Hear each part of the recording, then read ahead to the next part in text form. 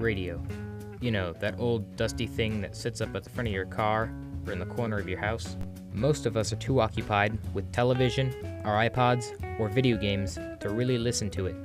But the impact it has had on our world is immense.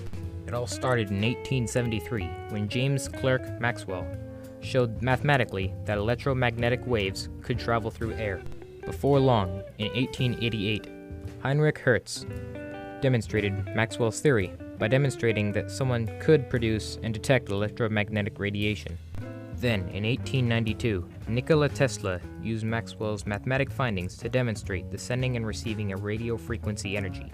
He proposed that this method could be used for sending and receiving information. But it was Guglielmo Marconi who built the first wireless transmitter in 1896, which was capable of sending signals up to 1.5 miles.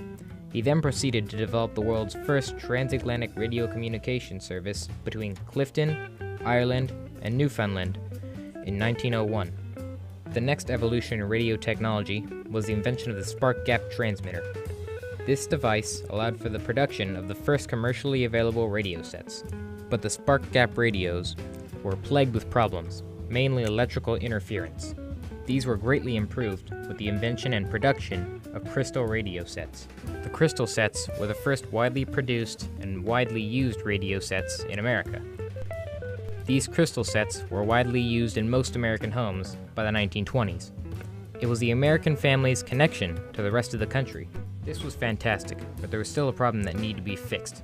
Up to this time, all radio was being broadcast using AM waves.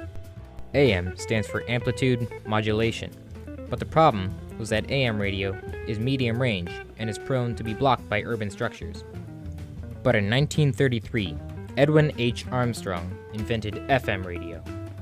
FM stands for frequency modulation. This type of broadcasting method uses a wavelength that is less prone to static and blockage. It also has a longer range.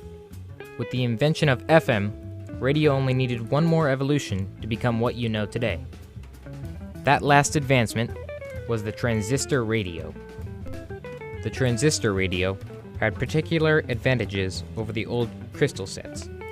The transistor sets were much cheaper than the crystal ones, used less power, had a smaller size, and had a very long lifespan.